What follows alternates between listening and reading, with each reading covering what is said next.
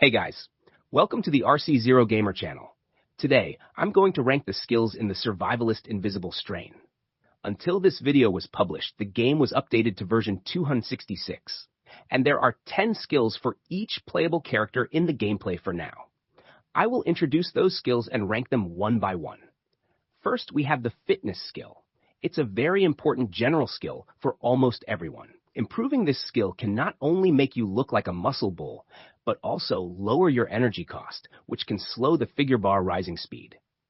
What's more, the higher fitness skill you have, the more items you can carry in your inventory. That's very useful when you don't have a car yet.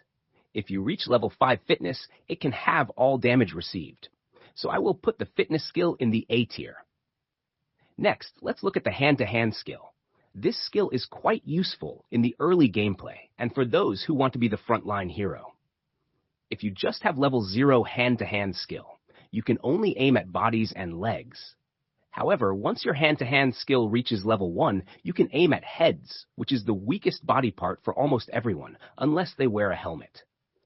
Then, if you keep training this skill through melee combat and reach level 5, it will double all melee damage. But in the later gameplay, the player may already have a walled community base, so the range weapons will be the better options in this case. I will put the hand-to-hand skill in the B tier. Now, it's time for archery skill. I think I shouldn't introduce this too much. It's a skill for the archers.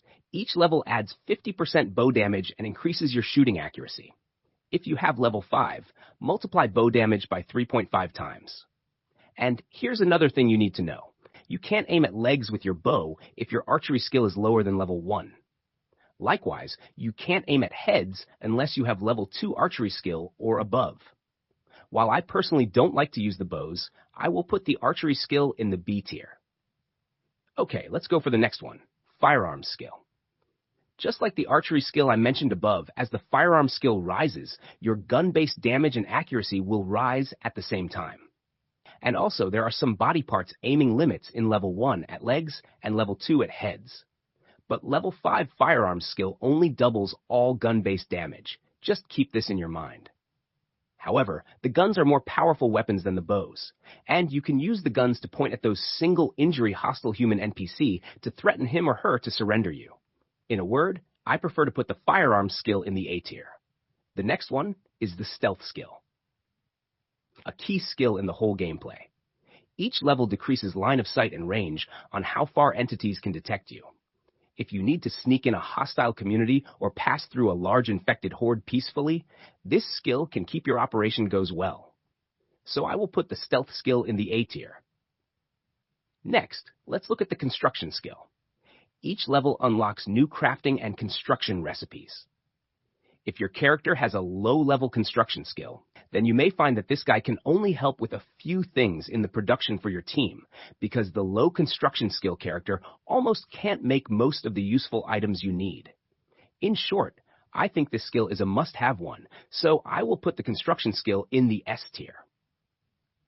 Now it's time for farming skill. Each level increases each planted crop's potential yield in incremental rates. It sounds good, but I guess most of the players in this game will not waste their whole days in the farming field, right? If you like farming so much, maybe you can try Stardew Valley first, huh? Jokes aside, I suggest you let your NPC companions to farming for your community rather than do it yourself. So I will put the farming skill in the D tier.